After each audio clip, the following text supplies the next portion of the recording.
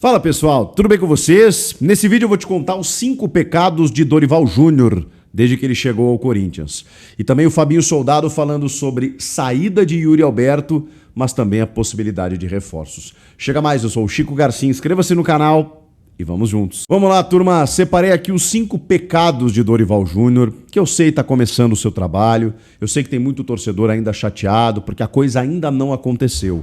Eu honestamente ainda tenho esperanças. Eu sei que o Dorival é bom treinador, tenho confiança no trabalho dele, já fez bons trabalhos a vida inteira e tem condições de melhorar o status quo do Corinthians.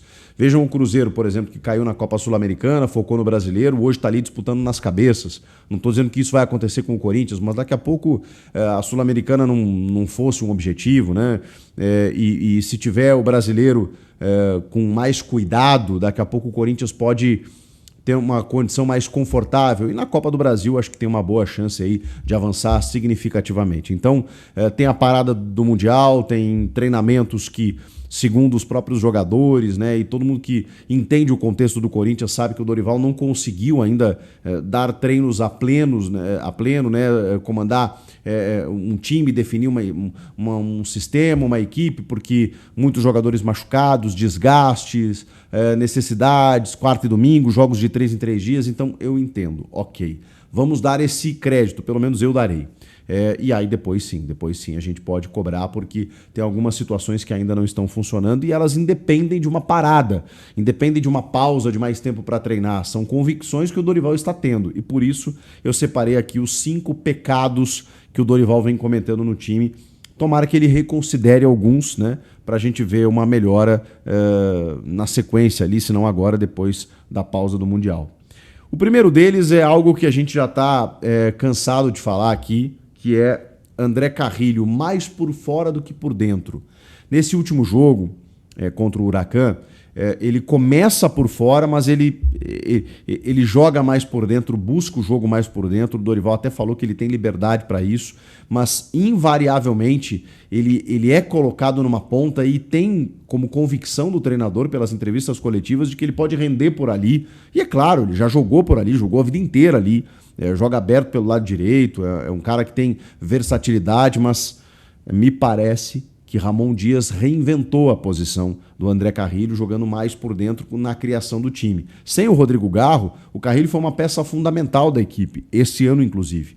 E o Dorival, ele não entende dessa maneira. E aí eu acho que tem algo bem equivocado que ele precisa reconsiderar já nesse posicionamento do André Carrilho.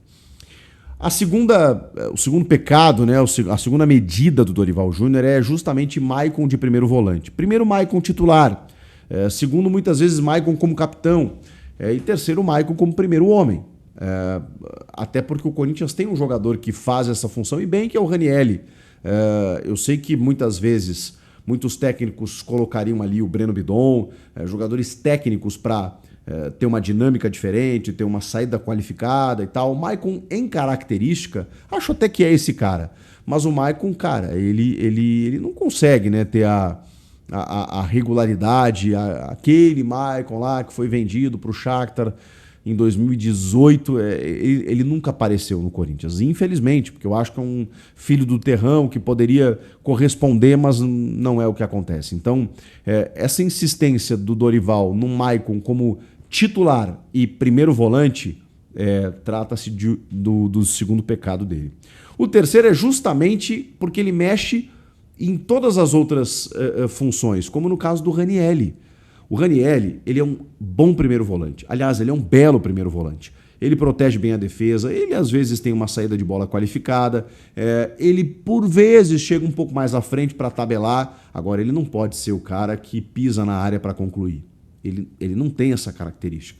E segundo o Dorival, ele tem. Então, aí já temos uma discordância. E isso independe de uma pausa, de um tempo, porque já era para ele ter enxergado. Aliás, não era nem para ele ter visto isso se ele estava acompanhando o Corinthians. O Ranieri é primeiro homem. Mas ok, ele quer dar uma qualidade técnica na saída com o Maicon ali e deixar o Ranieri no vértice à direita do losango, sei lá, um pouco mais aberto para a direita no 4-1-4-1. Só que o Ranieri se desprende muito e ele não tem a qualidade para finalizar, para pisar na área. Muitos volantes têm. O Ranieri pode ser que em algum momento faça gols, finalize ali próximo do gol e tudo mais, mas não é a dele. Não é. A do Ranieri é destruir para iniciar uma construção. E como ele mexeu no posicionamento do Maicon, tem mexido, né? Ele mexe no do Ranieri também, o que eu considero um equívoco. Mais um pecado de Dorival Júnior. Vamos para o quarto, que tem a ver com tudo isso que eu estou falando, que é não definir um sistema tático. Em 2 jogos do Dorival, eu acho que eu fiz um vídeo aqui elogiando o Dorival exatamente por isso. Pô, gente, ele não é apegado a um sistema, ele tem repertório, tem variação, estuda o jogo, o momento, os jogadores que ele tem à disposição e pronto. E aí, às vezes ele joga no 4-1-4-1, às vezes no 4-3-3, às vezes no 4-4-2, 4-2-2-2-2. Agora, depois de um tempo, virou o fio, como a gente fala. Por quê? Porque isso está sendo prejudicial à equipe. Nós estamos falando de uma escalação, de uma equipe que não tem um padrão, não tem um sistema definido, não há consistência, não há entrosamento. Você não ao não treinar padrões, você não define uma ideia. E eu acho que esse é um dos grandes pecados do Dorival. Eu sei que muitas vezes ele precisou mexer no time por necessidade, mas em outras foi por convicção. E mais do que nominalmente, ele mexeu no sistema. E aí, obviamente, se você já está mexendo nos nomes, você vai mexer no sistema também, aí vira aquela bagunça que a gente está vendo, ninguém se entende, o time não tem conexão, sabe? Não há uma compactação, não há uma consistência, não há uma cara que você olha e fala assim, caramba, esse time do Corinthians aí do Dorival, a gente pode estar discordando, mas tem uma ideia ali. Eu não enxergo essa ideia. É mais um pecado do treinador do Corinthians. E para finalizar, teria outras tantas coisas, tá? Eu citei apenas alguns 5 ou dos 5 maiores pecados do Dorival. A insistência dele em Thales Magno e Romero. Muito mais do Thales Magno, né? Porque o Romero ainda é um cara que a gente tem algum crédito, que dentro da Neoquímica Arena é um cara que rivaliza aí com o Yuri Alberto como artilheiro máximo, um cara que se sente muito bem à vontade, que colabora, que ajuda, que não se esconde do jogo. Mesmo assim, nas últimas partidas, tecnicamente falando, o Romero esteve muito abaixo. E há uma demora para tirá-lo do time, seja depois que ele começa como titular, seja até para escalá-lo desde o início, né? E eu sei que o Corinthians tem dificuldades, nominalmente inclusive, no comando de ataque para você poder escalar, e muitas vezes tem que fazer adaptações. Ok, reconheço isso. Mas assim, o Romero está devendo muito e o Dorival insiste em colocá-lo como titular. E no decorrer da partida é certo, né? Mas muitas vezes como titular. E o Thales Magno, cara, é incrível, porque assim, ele erra tudo que ele tenta, a tomada de decisão tá péssima. Eu acho que em algum momento ele nos mostrou algum bom futebol, mas nessa temporada isso não está acontecendo.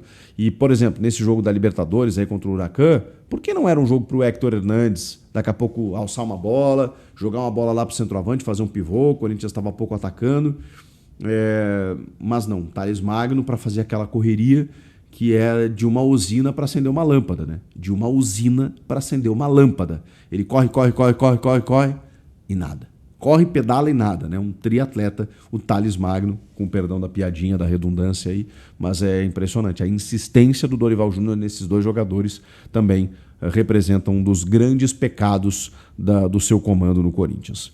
Acho que eu citei todos aqui. Vocês concordam com esses pecados do Dorival Júnior? Mas, assim, pode parecer que eu estou detonando aqui o trabalho do Dorival. Não tá bom, mas eu ainda tenho crédito nele, né? Deposito esperanças de que ele pode fazer esse time jogar muito mais ali na frente. O Fabinho Soldado, ele obviamente se manifestou a respeito da nova diretoria, do Osmar Stabile, né, que assumiu interinamente, enquanto o Augusto Melo está afastado, até a realização do processo de impeachment, para a gente entender o que vai acontecer. E o Stabile falou várias coisas quando assumiu, dizendo não, tá todo mundo mantido ali, mas ao mesmo tempo os diretores estatutários todos foram modificados. O Fabinho Soldado disse que vai conversar com a nova gestão, que eles não conversaram ainda, né, a respeito de reforços para a próxima janela. O Fabinho manteve a linha, o discurso de jogadores que vêm sem custos, né? O que aconteceu com o Angileri na última janela, o que aconteceu com o Carrilho, com o Memphis, jogadores que estavam livres no mercado. Alô CR7, hein? E que isso gera menos custo. Assim, ainda custa muito, né? Porque você está falando aí de salários, luvas e tudo mais, ok, você não gasta para adquiri-lo de outro clube que tem o seu direito federativo. Tá bem, mas ainda assim não estamos falando de algo barato, né? Então, o Fabinho Soldado falou sobre essa janela de transferência, sobre a necessidade mesmo que o time tem de contratar, que ele está muito tranquilo em relação a isso, né? Porque as outras janelas ele acabou se envolvendo também, acabou contratando e contratou bem, né? A ponto de salvar o Corinthians de um rebaixamento na temporada passada. O que me intriga é porque o Osmar Stabile já falou que não tem dinheiro, mas o Fabinho Soldado fala que vai contratar. Como que fica? Talvez exista verba para contratação. Eu sei que essas coisas são diferentes. Talvez venha um patrocínio pontual, talvez a própria patrocinadora master despende um valor. Então muita coisa tem para acontecer e é fato que o Corinthians vai precisar e tem aí na linha e na seriedade do Fabinho Soldado a possibilidade de continuar tocando o vestiário em meio a essa crise política e, obviamente, trazer os reforços necessários a partir do mês que vem. O que vocês acharam de tudo isso que eu contei para vocês aqui? Comentem aqui e inscreva-se no canal. Eu volto na próxima. Tchau! Infelizmente, eu reforço, infelizmente, mais um caso de polícia no Corinthians. Câmeras foram encontradas lá no almoxerifado do clube e, em vez de ir para a central de controle do time, ia para um outro lugar.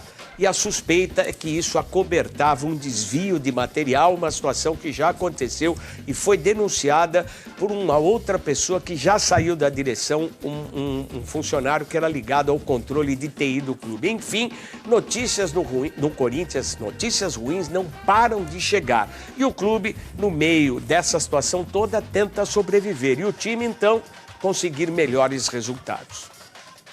O CT Dr. Joaquim Grava amanheceu sob protestos nesta quarta-feira de torcedores ainda não identificados. O motivo e as contestações, é claro, voltados para a eliminação do Timão na Copa Sul-Americana, nessa terça-feira, após derrota por 1-0 para os reservas do Huracan na Argentina. E diante dessa necessidade de melhorar o seu desempenho, o alvinegro irá para a próxima janela de transferências, que se abre em julho, sabendo da necessidade de reforços pontuais. Fabinho Soldado, executivo de futebol do Corinthians, tem um desafio muito claro: atender às exigências do técnico Dorival Júnior sem dinheiro no caixa. E por isso, o foco do Timão será por atletas sem contrato e que não demandem pagamento pelos direitos econômicos. Em conversas da comissão técnica com a diretoria, Dorival deixou claro que o foco está na beirada do ataque e talvez mais de uma contratação para descobrir aí sim quem será o parceiro ideal de Memphis Depay e Yuri Alberto no setor ofensivo alvinegro. Agora surgiu a notícia que o Depay poderia até ir para o Flamengo, enfim, mas essa história do eu compro e faz de conta que eu pago tem que acabar no futebol brasileiro. Não tem dinheiro, não contrata. Se contrata, tem que pagar. Ser um bom pagador não é virtude. Ser um bom pagador é obrigação. Isso se transformou em virtude no futebol brasileiro. Tá tudo invertido. E aí, fiel, vamos para as últimas notícias do Corinthians. Timão tem prejuízo financeiro com eliminações internacionais. A eliminação do Corinthians na Sul-Americana também causou impacto fora de campo. Isso porque a meta orçamentária do clube para 2025 contava com a chegada da equipe às oitavas de final da Libertadores, que traria um valor na casa de 35 milhões de reais entre premiações, bônus por vitórias e chegada nas fases de grupos e mata-mata. No entanto, o time foi eliminado na fase pré-classificatória da competição, saindo com apenas 6,2 milhões de reais. Uma alternativa para minimizar o impacto financeiro após a eliminação seria a Sul-Americana. Porém, a queda na fase de grupos fez com que o Corinthians faturasse apenas 6,4 milhões de reais, 5,1 milhões de reais pela participação e 1,3 milhões de reais por 2 vitórias conquistadas, totalizando 12,6 milhões de reais com os valores recebidos pelos 2 campeonatos. Ou seja, no final, o rombo causado pelas eliminações nas competições foi de 22,4 milhões de reais. Deixe seu like e se inscreva no canal para não perder as próximas notícias do Corinthians.